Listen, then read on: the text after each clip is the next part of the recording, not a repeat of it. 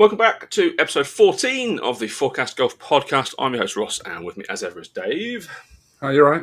Yeah, good mate. I'm actually dying in this heat. Is it still 24 degrees in Brighton? Because I am like not coping. Yeah. It feels like it's about 100 degrees. So I've got like one of the glow egg things, the temperature of the baby. It says 25.4 at the moment in this room. So windows open.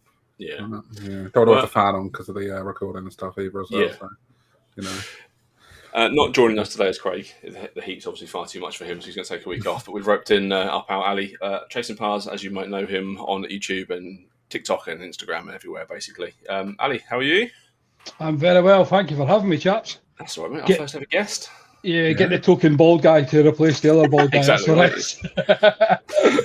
We can only have one person with hair on it. That's It's written into my contract. It makes me feel bad. So yeah, how are you, Ali? Good? YouTube going well? Very good. Just as you say, trying to grow it every week and every day. It's a tough old world to break into. Yeah.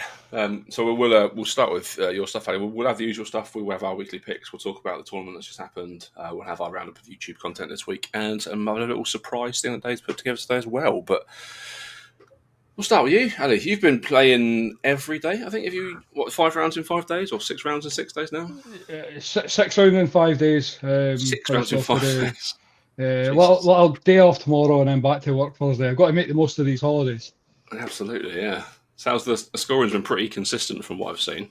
Yeah, so I've came down 2.1 in the last 3 rounds. Nice. I tend to put a card in every round I play, on the most part, unless I'm just when I went out on Wednesday with the old clubs, like that was different. And then I didn't put a card in today. I was playing like a match play against a golf clothing company guy. So it was more just a lot of fun, but I try to keep cards in. I feel it's the only way I can keep my handicap honest. And I'm playing really nice stuff just now. Finally finding a bit of form. What were the rounds you played on Wednesday? Those old clubs. What were they called? I want to see if Dave's ever heard of. I've got a set of Regal hybrids. Right. Hybrid irons.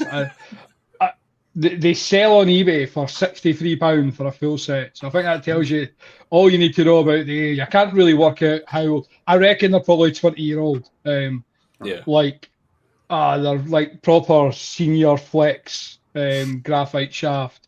Grey. I wish I had the bag. They're down in my car. Like this grey, they're all chipped because obviously they're old. I re-gripped them when I first started playing golf just to play with them, put bright pink grips on just to become really obnoxious at the same time. But free down to pitching wedge. And do you know what I will say is, if anybody who has or hasn't watched the video, see if you're getting into golf, don't be ashamed to go and get a set of clubs like this, because they're so easy to hit. And with them being hybrids, but they've not really got the length of a hybrid shaft, like Dave, you'll understand what I mean. I can't hit a hybrid. Yeah. But these are just like normal iron shafts, but with a hybrid head. It just genuinely, especially if you struggle to get the ball in the air, which I think a lot of new golfers do, these just fly all the time. Arguably too high for like a competent golfer or a good golfer. But if you're new, I'm telling you, look at a set of hybrids and don't be embarrassed about it, because I find them so easy to hit and get around. Still stocking them, Dave, or are they out of stock now? I don't know, but like a lot of the brands do them now, like something similar. Like they've all sort of got one, but so few people actually buy them just because, you know. Vanity, I guess. But there's so many people benefit from them that just don't use them, especially like older people on the whole, like ladies, people with like slow swing speeds and stuff. Basically, should pretty much all take a look at them. So when I started playing golf, I had the usual. I mean, I started in 2020, so like obviously a lot later than most people. I've used, I think it was a set of Dunlops that the father-in-law had in the garage. Really chunky iron, and I struggled with them. My friend gave me a set of blades, and they helped massively, believe it or not, because it just forced me to worry about the strike, not so much trying to kill it. So it did. And then I got these hybrids, and like you said, Dave, like I then went and got the Cobra T-Rails. So I had like the modernized version of them. And I kept them for about a year, and it genuinely did help like my ball striking and just get that consistent, and it almost just gives you confidence because you're seeing the ball go where you want it to go. And then, of course, I went back to irons purely on an ego thing, but I'm now at that stage where I can hit an iron, so it's not so bad. Yeah. Yeah, I'm not a big hybrid user. I've got a 3 and a 4, but I don't really ever bring them out of the bag. Now that I've got the longer irons, I can stick with those. Yeah. See, I can't hit them. I'm a wood. I've got 3 woods in my bag. You're a very low handicapper, David. You got the full range. You I'll go down to 3 iron, and then I've got woods. Yeah, I haven't got a hybrid in my bag. I've just never really I've never really found a hybrid that I've liked, other than it was the Callaway. I think it's like the Epic Flash, maybe. I like that hybrid, but I didn't really last my bag that long, to be honest. I've never really liked how they sit behind the ball. I don't know. I've just never really been a massive fan. I'd rather have a 5 wood or even like a 7 wood in there than a hybrid personally. But obviously, it's a preference thing. Like, so a lot of people won't carry a 3 iron anymore, but I have to have one in my bag. Like a couple of sets ago of mine, they didn't even make a 3 iron, so I ended up with 2 4 irons in my bag, and one was like, bent up. So it was, mine's a very traditional bag. You know, mine looks like a bag from about 25, 30 years ago. But I think if it works. It works. Right? That's the main thing. Yeah. If it works for you, then that's the main thing. That's for any golfer as well. Whatever works for you, don't be ashamed. Like Ali's saying, like if you can hit that ball with that club, go for it. Like, fine. Completely. I mean, as I say, the top of my bag is driver, 2 wood, 4 wood, 7 wood. My first iron's a 6 iron because I can't hit like a 3, 4, 5. So I've tried. I've had the ego thing to keep them in the bag, but they're just there for show. Whereas I know I can hit my 7 wood, I can hit my woods, and again, as you both said, it's like go with whatever works for you. Forget what anybody else says. I remember. I think it was.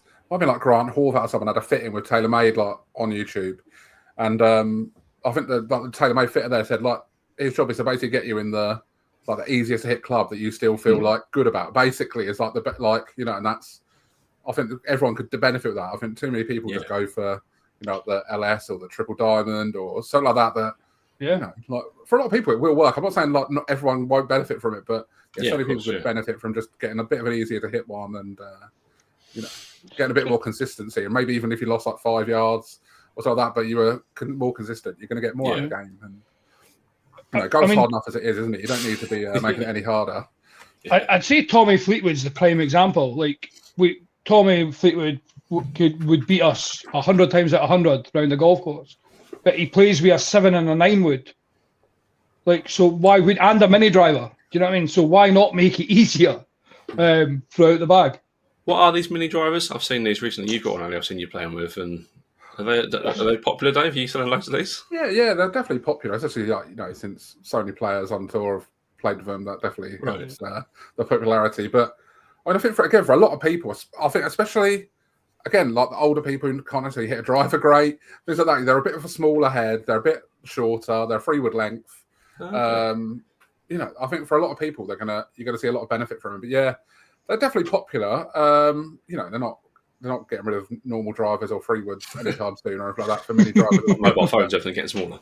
Yeah, but they're definitely popular. But yeah, I like them. I've never actually put one in my bag, but I've hit them a few times, and they're fun to play around with. But I think again, a lot of people would benefit from them. But it's I think where they're on tour now, you will see more and more people getting them. Yeah.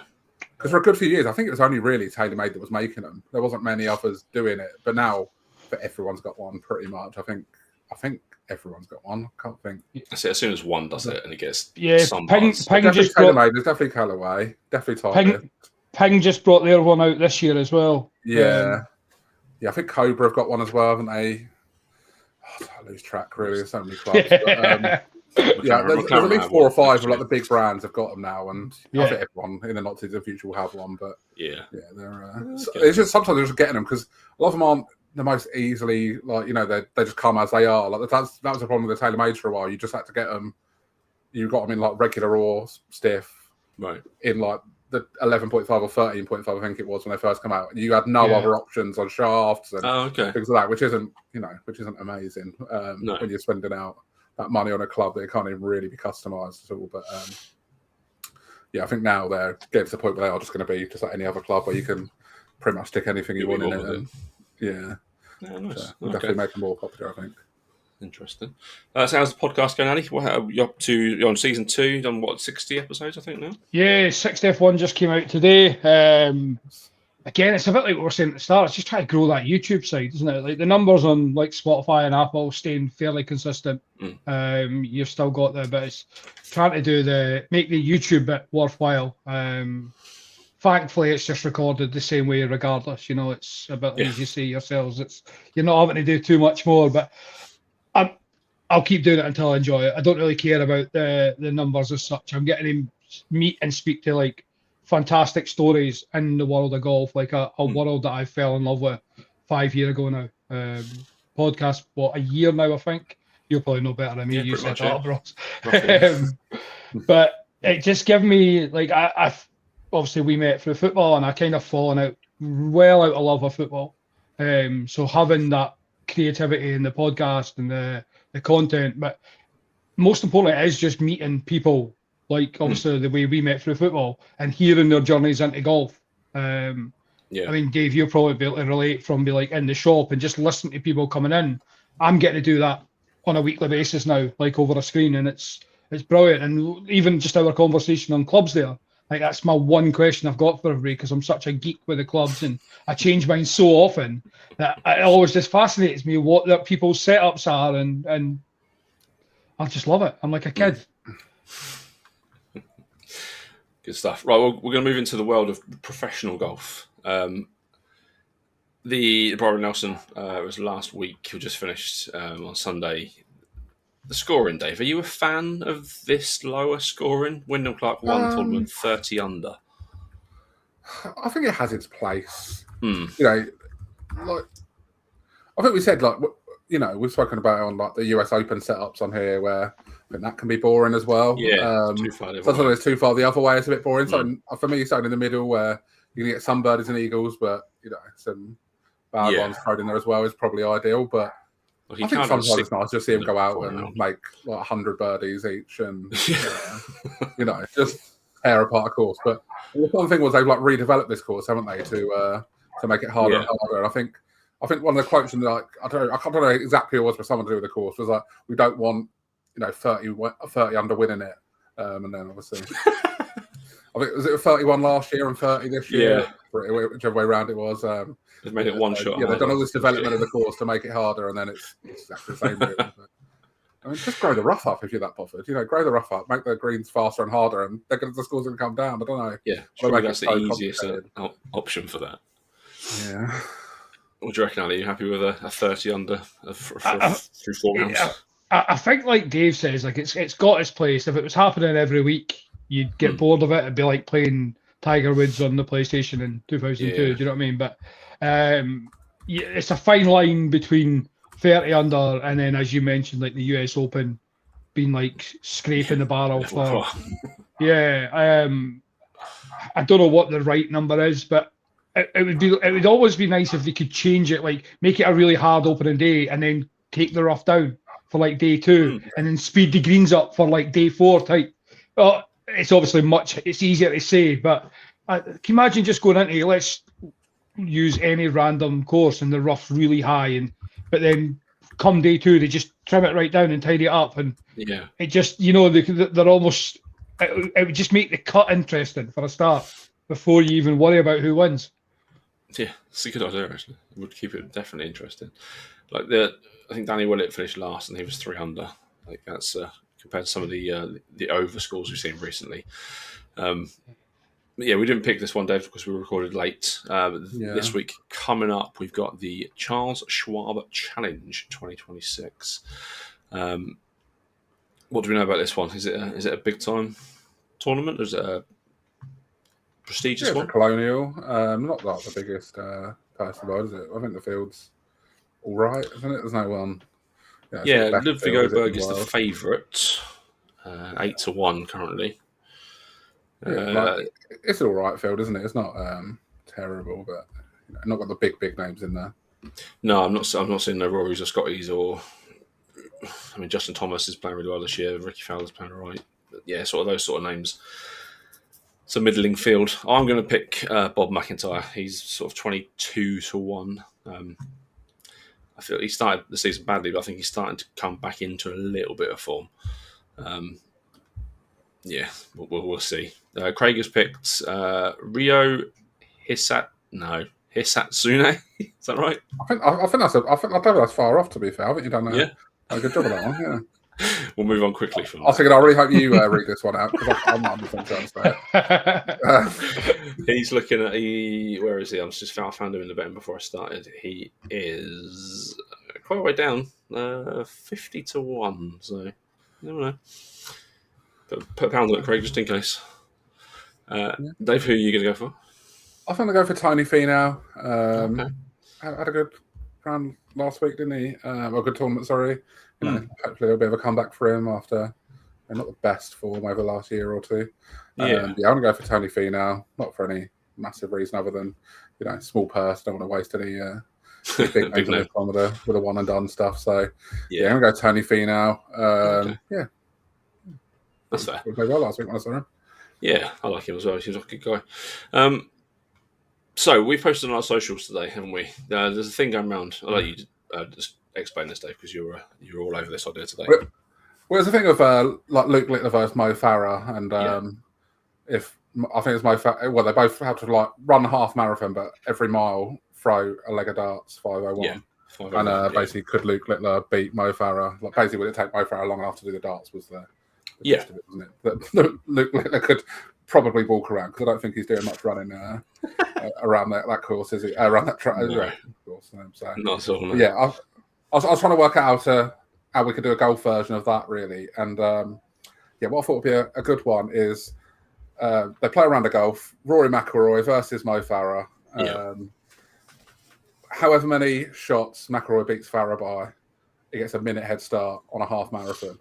So who would win, basically? So, my workings out was that McIlroy's going to shoot 70-ish, somewhere in that range. It might be a few below that, might be one or two above it, but 70-ish. I'm assuming Mo Farah hasn't played much golf. He doesn't, strike me as a golfer. I don't look at him pick up a golf club anywhere or anything like that. So, I'm thinking he's shooting 150. Depends where you're playing. I think because I've chatted to a couple of people about this today. I think the harder the course, the more this suits McIlroy. But we just pick a random course. I think we said St Andrews earlier, didn't we? Yeah, probably not the hardest course in the world, but a proper course, long enough. So there's some research that said his lowest round at St Andrews was 63. That's his greatest round he's ever had there. And McIlroy or Farah. Yeah. But I was thinking, around St Andrews, Farah maybe gets around in I don't know. I'm sure he's got some quite good hand-eye coordination. He was good on the cube, wasn't he, when he was on there? He might be able to have a bit of natural talent. But I was thinking he's going to get around in sort of somewhere between 140 and 160. So McIlroy. But it was basically, can McIlroy do a half marathon in 2 hours 10, 2 hours 20? Which I think it would be a good challenge, wouldn't it? I think this would be a good a tight race. But I think it would. I've seen some very, very different opinions on this today when I've asked people. Oh, really? Some people think Farah would or McIlroy would win by miles. Others think Farah would do it. But what do you reckon, Ali? Rory wins this at a canter. Do you reckon? Rory's doing Rory's fit. I don't know what his running schedule. I assume he runs to a competent level. This, but I think he looks a bit top heavy these days. I don't think he's doing much running. I think he's probably doing a bit of walking and stuff in his gym routine and a lot of lifting. Yeah. I don't think he's doing lots of running. I reckon I weigh 25 kilo on a good day, heavier than Rory. Right. And I can do a half marathon in 144. Oof. Rory can do it in an hour and a half, I reckon. Maybe 140. I should add that it's no training. It's literally just turn up tomorrow. Yeah. So he's not done any. Neither of them have done any practicing. Okay, let's call it 150 on no literally get up tomorrow. Mo Farah's doing it in an hour. Yeah. Maybe 59 minutes. Isn't that? Yeah, that's good. Yeah. So let's say 50 shot head start. That's what he needs. I think, especially if you're picking the old course, where Rory can just literally, like Smash it around. when we're talking his best score, it's probably been like him playing semi-conservative. Whereas if he knows he's just going out to shoot a score and nothing really matters, he's just banging the ball. It's driver every single hole, not caring. Yeah. I don't think this is. I think Rory's. I think the Littler one's probably more fascinating because I don't think Littler could do a half marathon in less than 3 hours. I think that becomes the 5:01 would be different. no problem at all. He'd nail that in 9 probably, but but how is he doing after running 15 kilometers? Yeah, and he's still got 6 kilometers to run. What I would say is I don't think Littler finishes the half marathon, so I think that one's irrelevant. I think Mo Farah can take his time. Yeah, but yeah, I think Rory's fit enough. I firmly believe anybody who's relatively fit and in shape can run a half marathon in under 2 hours comfortably. And Rory is an athlete, so it feels so dirty praising him, but. If we make it Bob McIntyre or someone, Mo Farah's got both of them. Like they can share the half marathon. They can do a quarter marathon each, and Mo Farah's beating them. I think it's a fun idea. You post it on Twitter, Dave, didn't you? Did you get some responses on there? I haven't actually looked, to be honest with you. Okay. I think it's I think it's an interesting idea. It all depends on Farah's golf skill, doesn't it? And if he's got any sort of natural talent, he might have a chance. But if he get around in like 120 or something, if you played like an easier course, maybe I don't know. Yeah, you've given me an idea. There's a guy who's just started playing golf, so his handicap's up at I think it's 49.50. Okay. But he's an actual he's an ultra marathon runner. I now want to go and give him a race at half marathon. Next YouTube video, and he starts this many shots ahead of me and see if I can beat him. Or as you say, they play the round. How many shots I beat him? That's how much head start I get in a race. Yeah. And see if I can stay ahead. I really want to see this now. I really want it to happen. 100%. I'm going to reach out to him when we're finished here and see if he fancies doing it. I'll travel down to see him. I was going to say we could do it on here, but I don't think I'm not a runner. Are you a runner, Dave? I don't suppose Craig is either, to be honest. I like running. I do run, when I've got a dodgy ankle and stuff. I do run. I do run, but not ultra marathons and God no. No, I reckon I'd have a not. I reckon Farah will beat me, but I could sort of keep it competitive, maybe just on the golf alone. I think I'd just about score well enough in the golf to give myself a chance of not getting absolutely destroyed by Farah. Yeah. So Willie Duffy on our Facebook says Rory wins would have between a 40 to 50 minute head start. That's enough of a head start. That's tight though. I think I don't think that's tight. I think that's 40 to 50. I think would be a very, very interesting race between them. I think if you changed it to a full marathon, I think it's more of an interesting debate. I think over a half marathon, I think Rory's. I think he's just fit enough. You don't need to be a good runner to do a half marathon. Sounds really disrespectful to anybody doing half marathons, by the way. But the Hackney half last week. I genuinely feel you can just go out and run a half marathon, comfortable enough. Okay, I couldn't. It'd take me all day. Absolutely all day. You do it in less than 2.5 hours, I promise you. My God. I'm not built for running. You could probably walk it with the size of your legs. I probably could. That's what I would do. I would be walking. You got a response to Twitter as well. 3.5, I guess. Yeah. How long was it? It's around the golf, isn't it? I guess. Yeah, with no stops in between. You're about 3.5 miles a minute. An hour, sorry. Okay. In general. So as you say, if you're walking it, you're at that pace, which is thing is you're 4 hours. Okay. We'll see. I'm going to wait for you to post this on YouTube. It's coming at some point. 100%. It's written down. I think it'd be a good video. I think it'd be a good video on it. Yeah, absolutely. You can branch off into the fitness world as well on YouTube. You can get golf and fitness on there. Yeah, I tried that. That didn't work. It's a fun one. We'll come back to this every time we get a guest. We'll see what they think as well. I think it's definitely worth worth exploring more. Maybe we change up the golfer every time. Bryson. Bryson. Just be, I don't even know if Bryson could run. I feel like Bryson's not got running in him. Nick, when you're talking about top heavy, now that's a man who's fairly top heavy. Skipping leg day for sure. What do you make? So you're a Bryson fan, Ali. What do you make of his recent sort of his comments about just becoming a creator and rather than a pro golfer?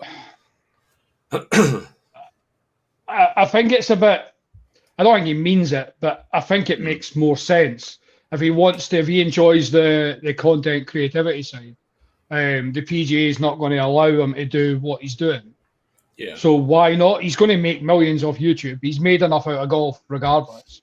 Is it such a big deal for him? But I think ultimately all golfers want to be competing.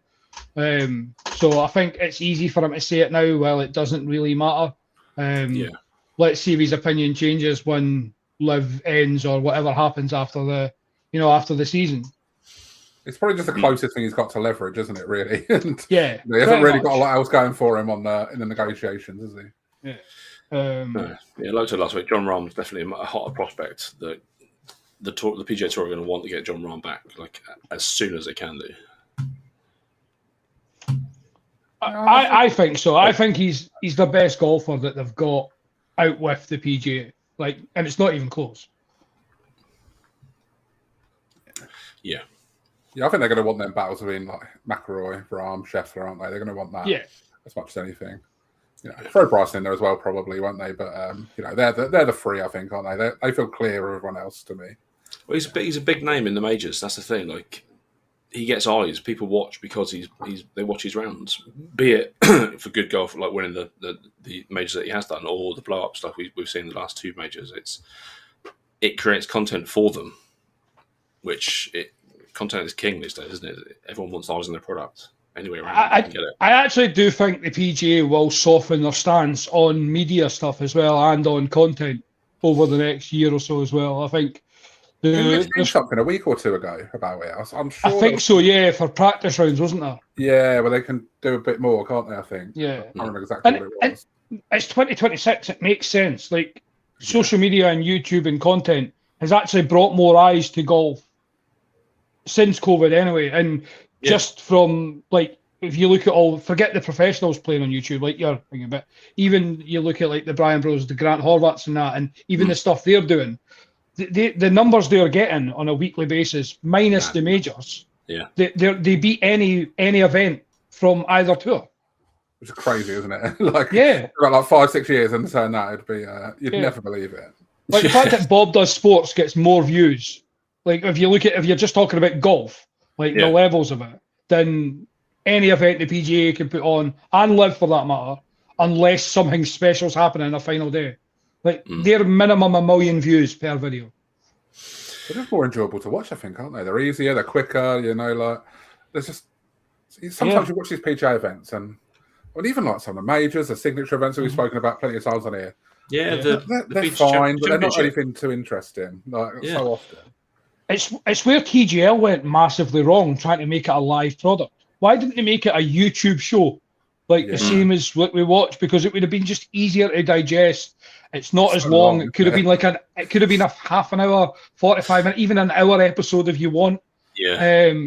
I like the TGL, but it goes on for a long time. Yeah, there's so much stuff in between, isn't there? Like the break and it's just a lot going on that doesn't need to be there, really. Yeah. I'm just looking at Bob Does Sports YouTube channel now. He's not got one video less than 1 million views in the last 7 months. And I think I could beat all three of them in a round of golf. Do you know what I mean? So it's not about the golf that we're watching. It's you need the personality, and it's why Jon Rahm is actually so good when he jumps onto YouTube. It's why Bryson became popular again, because you're getting to see his personality rather than just stupid one-liners and press conferences. YouTube golf has been the best thing to happen to golf, ultimately, for the last 5 years. Well, the Jon Rahm video on the Bob Does Sports thing where he's eating the donuts, 12 donuts on the first hole or something. So it's more impressive than anything I've ever seen him do on a golf course. He ate one of Bob's because he couldn't cope. It was insane. He did was it like 10 or 12 in like the first 12. hour thing? It was, Yeah, it's mad. That is hard to do. Like, now do you see why John Ram is my hero? It's nothing to do with the golf, it's just the food. The video they did with LeBron as well, like it's mega views, 3.4 million views. It's insane. Yeah, he's arguably the biggest sports star in the world, isn't he? Like, and he's on YouTube playing golf. Like, well, I was watching a Wes, just getting my internet back, so catching up, and I was watching a Wes Bryant video where it was another basketball player. I'm not going to pretend I know. I'm not really a big basketball fan, but he just asked the guys, like, "Is there any chance you can get me a signed LeBron top?" They FaceTimed him. They show Wesley on camera. LeBron's just starts rattling off all these videos that he's watched. So you've got, as you say, one of the biggest sports stars in the world talking about all these YouTube guys saying, like, I love this video. I loved it when that happened. Like, the same way as we would do if we met a wrestler, Ross, or, you for a golfer day. Like, LeBron is looking at these guys as, like, that's what he enjoys and that's what he watches. That must be mind-blowing. Yeah. Well, I remember during the Instant Invitational last year, he was tweeting about it all the time, LeBron. Yeah. It's just insane that he just watched some random YouTube video from Barstool on Bob Sports. You guess he's got a lot of time on his hands, isn't he? Like, when he's not playing, what's he doing? They do a lot of flying and stuff, don't they? Yeah, a lot of traveling. He's just like us. Really? Yeah, just it's so weird to even think about that, isn't it? Like that. Yeah. They're watching some crappy little YouTube video. Yeah. It's mad. Like the video Bryson did with Steph Curry. Like, Steph Curry's one of the greatest sportsmen in the world, and he's also incredible at golf. It's so annoying. I was going to say, did you watch that video in full? That might have been the best performance I've seen by a non-golfer ever. Yeah. He can do everything. He could be a pro golfer. But he's just one of the best basketball players instead. Yeah, mental. We may as well transition straight into our golf YouTube segment now then, really. I've got a couple of recommendations for this week, and then if you've got any, hit us with a couple as well. We'll also talk about the ones you've done as well. But I'm going to quickly go through my three. Hoisey, he's got a new one this week. Can he break 50? If you see his stuff, Dave. I've never watched his stuff. He's a cheeky London lad. Not great at golf, but quite fun. I think sometimes they're the best ones. I don't always need to see. Again, like I'm saying with the 30 unders, they've got their place. Like the real good players playing against each other and all that. But sometimes I just want to see someone a bit more fun, a bit more, just half hour, 45-minute video of them just knocking it around. That's exactly that. He's a higher handicap. He's trying to break 50 over 9 holes. Yeah, he does the stuff that players like my level do.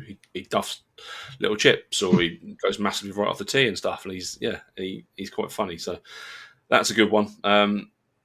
The Brian Bros and Grant this week have done Can We Make the Cut at the Most Narrow Golf Course? That literally just dropped a day ago.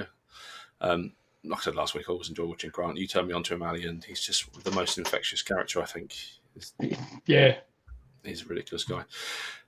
Also, slightly smaller creator, Nico Golfs. What a real 22 handicap looks like over 18 holes. It's quite a fun video as well. So just spreading the love to the big creators and the small creators as well. Ali, you got any recommendations this week, or what have you got up on the channel? I mean, I'll double up on the major cut. I think for me, that's the best YouTube videos that kind of come out by the creator. Obviously, Wes is a ex-pro, pro-ex-pro, whatever you want to look at. I just love his personality on camera. Grant's like the nicest guy in the world, with arguably the best swing in the world. So I always enjoy those two when they come out. I need to go back to Rick. I think Rick's videos he's putting out just now, Rick Shields, are just brilliant. I think the way he's dialed in his game the last year, the performances are getting better and better. So he had one out at the beginning of the week, and he's just put another one out today. So I like the one. Rick last week, sorry, just to jump in there. What do you think to his other content that he's releasing? Because it seems like he's not in control anymore. Like we talked about this last week. I just wanted to see what you thought about it, because it's not a lot of almost interaction farming, like posting memes and doing this sort of stuff, which he didn't used to do. He used to just be sort of very front on camera talking about golf. Yeah, so he doesn't. He's almost like fully stepped aside to concentrate on golf for the last year. He's went on a massive training regime. He's lost a lot of weight. He's obviously been super busy with the whole live stuff and travelling about. So he has kind of almost took a sidestep from the Rick Shields stuff. Guy runs a lot. So anytime you get any clickbait, any memes, it's all Guy. Right, okay.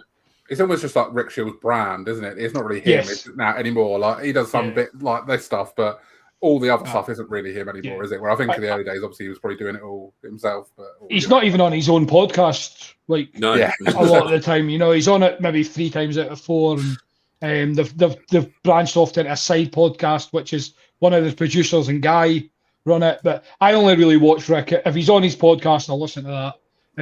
And if he brings out a playing video, he's still like even like the 10-shot challenges against the pros are still some of my favourites when he brings them out, because I just love when we get to see like a content creator and a pro playing together.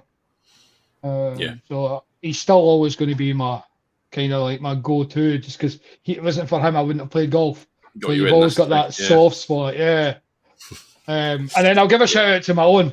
What have you got going up this week? The Regal hybrids, the Slazenger wedge, and the Rife putter kind of break 90 around the home course. So that came out on Wednesday. That's what I used when I was in Scotland with you. It's fully wobbly. It's fully broken at the tip that needs glued back together. But it was just, do you know what? It was fun. I said to you off air, I'm kind of not enjoying golf as much this year. It's kind of wearing me down, just probably playing too much. So it was nice just to go out and not care about golf. Try an old set of clubs. I put rules on it, so the sand wedge was only allowed to be used in the thick rough and the bunker. I'm really bad. I don't like putting off the green, but I wasn't allowed to use my wedge. So I had to do bump and runs with the hybrids.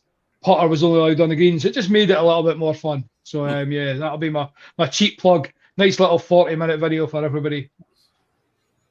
Nice. What do you think of the longer ones, like the longer videos? You like them, like the 3-hour love them. videos? Yeah. I love them. I prefer them. The week before, like, I'm not sure. Yeah, it depends. I feel the longer ones only ever get done by good people, at least. Yeah. Like I couldn't watch a 3-hour video of me, because that would suck. But if you've got Grant and Brian Bros, I think theirs is about 2 hours for the major cuts. That's fine. The Internet Invitational that we mentioned, from last year, I was kind of against that at the start. It was done perfect. It was like a movie. Yeah, they were great. But I mean, ideally, that 45 minutes to an hour is the perfect video, unless it's like a full round with a couple of good golfers. Like if you can get Grant with Tommy Fleetwood for a couple of hours just playing golf, or he's won with Justin Rose, fantastic. Yeah. Nice. We'll give a final plug then to just above Ali's head there in the corner of the screen. There's a QR code. That is for mine and Ali's Great Golf Day. We're going to do in under a month now, 100 holes in one day. We are raising money. I've done my raffle already. Ali's got some great prizes for rounds of golf in Scotland. So if you're in Scotland or local area, local-ish, north of England, fancy a round of golf out that way. Plus some other cool prizes as well. I didn't you say? Yeah, I've got a £40 Kuhn golf voucher. I've got a Royal and Awesome voucher, anything off their website. I just got a prize from Pav for Golf Products today, another voucher for people to win. As I say, I've got 5 golf courses up in Scotland if anybody wants to win and travel up. And I've got a 4-ball given to us by the aforementioned Rick Shields for the Marriott Worsley Park as well. So we will do that. I'm going to do that raffle live on the day. We'll maybe do it over a couple of holes when we're on live streaming. That way we can get the donations in until the very last second. We've got a few to choose from. But yeah, just scan that QR code. It's a £5 donation, gets you into the raffle. And yeah, we've raised sort of 800 quid already. So happy days. You get more nearer the time as well, don't you, for them sort of things? So that's when you do it, just after. Yeah, everybody's always like, well, wait till nearer the time. So and even on the day, as I say, we're going to try and we've got 5 phones and about 20 power banks between us. So we're going to try and live stream as much of the day as we can. So that's good. Just the two of us. Yeah. You got any plans for any games between you or anything, or you just getting through the holes? Is that all that matters? Well, we're gonna take each round from different tees. So see how it is to play off the front tees as opposed to the championship ones, which makes it up a little bit. But yeah, we're also. I'm sure we can think of some things. Some other little interesting games to play. I'm going to card every round, and every stroke over 85, I'm donating £1 to charity each one. Nice. I'm not doing that because that's going to cost me an absolute fortune. So. It might cost me a fortune in round 5, that's for sure. Yeah, it's going to be a long day. But Ali will be live streaming on his channel, and I think we'll set up a TikTok Dave as well and get some live streams on there for that. Yeah, nice. But yeah, where can people find us social media wise, Dave? You always ask me, I never remember. At Forecast Golf Pod. Yeah, it's there. Just alongside the side. It's there. Yeah, Forecast Golf Podcast and Pod on every social media. Yeah. Make sure to subscribe on YouTube and all that stuff, because that's you're watching on it now, so you just start. Exactly. As well, isn't it, somewhere? If you haven't, below you, bottom right, just below you. Just do that. Just hit that button. Yeah, don't worry about the others too much. Just do that one. I need some flash graphics that appear, like little bells and things and stuff. But, just subscribe. We're on 92 subs. If we can get to 100, that'd be great. That's sort of a little mini milestone that we're chasing towards. Ali, where can people find you on all your social medias? Yeah, I think it's the same on all of them. It's @_chasing_pars. Somebody else stole the just chasing pars one, so kept everything the same. So yeah, fire over there. And yeah, if you enjoy the content even, as the guy said, just a little subscribe, a little like and share. Will go a long way. Yeah, it does. It means a lot. It doesn't cost anything on YouTube or anything, does it? So yeah, no, exactly. We're not putting ads all over these videos either. So yeah. Yet. We'll be back next week when it's no longer half term. Craig will be back with us when his kids are back at school and tired in the evening, so he can rejoin us. Hopefully it's a little bit cooler. It's got to be cooler by then, hasn't it? I hope so. I'm playing golf Sunday, and if it's not like at least 22, I'm not playing. I can't do it. It's too hot. It's just not fun. As we have 5.5 rounds of golf set up in the middle of June, just let that sink in, everyone.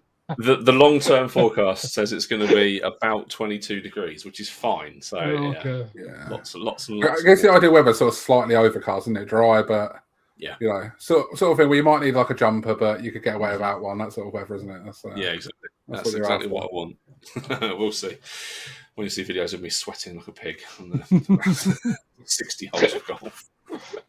We'll be back next week. Thank you all for joining us. Thank you for joining us, Ali. It's been a pleasure having you on. Yeah. Thank you very much for having me, guys. It's been a pleasure. You're our first ever guest. Exactly. There you go. Last after that, the numbers just like get rid of guests. Get Craig back. And we will see you all next week. Thanks very much. Bye-bye. Bye.